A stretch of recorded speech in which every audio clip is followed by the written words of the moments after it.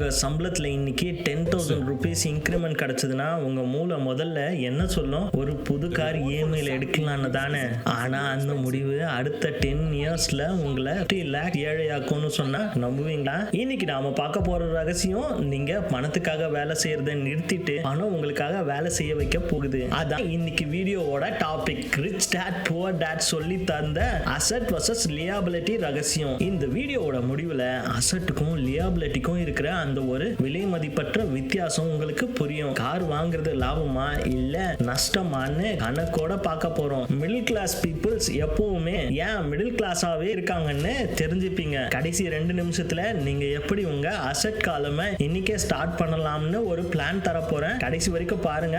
ஏன்னா அந்த 30,000 கணக்கு உங்க தலையெழுத்தையே மாத்தலாம். இந்த வீடியோவை பார்க்குற குமார்னு ஒருத்தர் உங்க என்னைய மாதிரி ஒரு சாதாரண ஐடி எம்ப்ளாயி, மாசம் 70,000 சம்பளம், ஆபீஸ்ல எல்லாருமே கார் வாங்கிட்டு வராங்கன்னு இவருக்கும் ஒரே ஆசை. ஷோரூம் போய் ஒரு 15 lakhs கார் பாக்குறாரு. சேல்ஸ்மேன் சொல்றாரு, சார் வெறும் 30,000 இஎம்ஐ தான், கார் உங்க கைக்கு வந்துடும். ராஜ் மனசுக்குள்ள கணக்கு போறாரு. சம்பளம் ஏறி இருக்கு, இஎம்ஐ கட்டலாம், ஆனா இதனால என் வாழ்க்கை செட்டில் ஆகுமா இல்ல இன்னும் சிக்கல் ஆகுமா? இப்ப கொஸ்டின் என்னன்னா, ராஜ் அந்த காரை வாங்குவாரா இல்ல அந்த பணத்தை வேற எங்கேயாவது போடுவாரா? அந்த ஒரு முடிவு அவர் வாழ்க்கையை எப்படி மாத்துச்சுன்னு பார்ப்போம். Key point number 1, asset versus liability, the golden rule. இப்போ நீங்க நினைக்கலாம் வீடு கார் இதெல்லாம் சொத்து அசெட் தானேன்னு. ஆனா ராபர்ட் கியோசாகி என்ன சொல்றாரு தெரியுமா? அவரோட சிம்பிள் டெஃபினிஷன் இதுதான். அசெட்னா உங்க பாக்கெட்டுக்குள்ள பணத்தை கொண்டு வந்தா அது அசெட். உதாரணத்துக்கு வாடகை வரும் உங்க வீடு. லியாபிலிட்டினா உங்க பாக்கெட்ல இருந்து பணத்தை வெளியே எடுத்தா அது லியாபிலிட்டி. உதாரணத்துக்கு நீங்க தங்கி இருக்கிற வீடு, யூஸ் பண்ற கார். எக்ஸாம்பிளுக்கு வீட்டுல அப்பா சொல்லுவாங்க கார் வாங்கினா அது பெரிய சொத்துன்னு. ஆனா நிஜத்துல அந்த காருக்கு நீங்க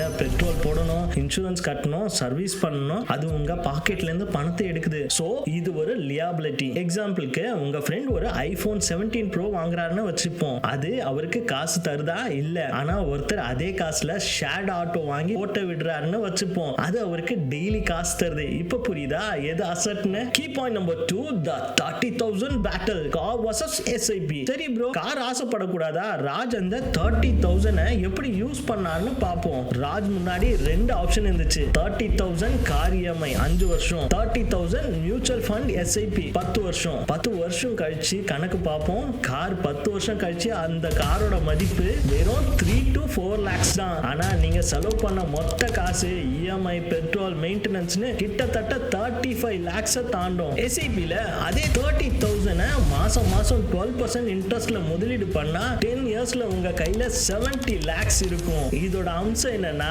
கார் வந்து லியாபிலிட்டி, எஸ்ஐபி அசெட். மாச செலவு என்னன்னா ரெண்டுத்துக்குமே ஒண்ணுதான், 30,000. ஆனா 10 இயர்ஸ் கழிச்சு வர மதிப்பு காருக்கு 4 lakhs தான். ஆனா எஸ்ஐபில இன்வெஸ்ட் பண்ணா 70 lakhs. இப்போ சொல்லுங்க ராஜ் எதை சூஸ் பண்ணிருக்கணும்னு? Point number 3, financial IQ versus degrees. படிச்சவங்க ஏன் கஷ்டப்படுறாங்க? ஏன்னா ஸ்கூல்ல பணத்தை பத்தி சொல்லி தரது இல்லையே. நம்ம புவர் டாட் என்ன சொல்றாரு? நல்லா படி, பெரிய வேலைக்கு போ. ரிச் டாட் என்ன சொன்னாரு? பணத்தை உங்களுக்காக வேலை செய்வீங்க. இதுதான் ஃபினான்ஷியல் லிட்ரஸி. நீங்க சம்பாதிக்கிறத விட அது எப்படி தக்க வைக்கிறீங்கன்றது தான் முக்கியம். எக்ஸாம்பிளுக்கு நம்ம ஊர்ல வரவுக்கு மீறி செலவு செய்யாதேன்னு சொல்லுவாங்க. ஆனா ரிச் டாட் சொல்றது, உங்க ஆசைக்கு தகுந்த மாதிரி அசெட்டை உருவாக்குங்க. உங்களுக்கு கார் வேணுமா? முதல்ல பிசினஸ் அல்லது இன்வெஸ்ட்மெண்ட் பண்ணுங்க. அதுல வர வருமானத்துல கார் வாங்குங்க. இதுதான் புத்திசாலித்தனம். இப்ப நம்ம குமார் என்ன பண்ணாரு தெரியுமா? அந்த காரை அப்போதைக்கு வேணாம்னு சொல்லிட்டாரு. அந்த 30,000 ஒரு அசெட் காலம் போட்டாரு. இன்னைக்கு 5 இயர்ஸ் கழிச்சு ராஜ் கிட்ட ஒரு சின்ன கடையோட அட்வான்ஸ் காசு இருக்கு. அந்த கடை அவருக்கு மாசம் 15,000 வாடகை தருது. இப்போ அந்த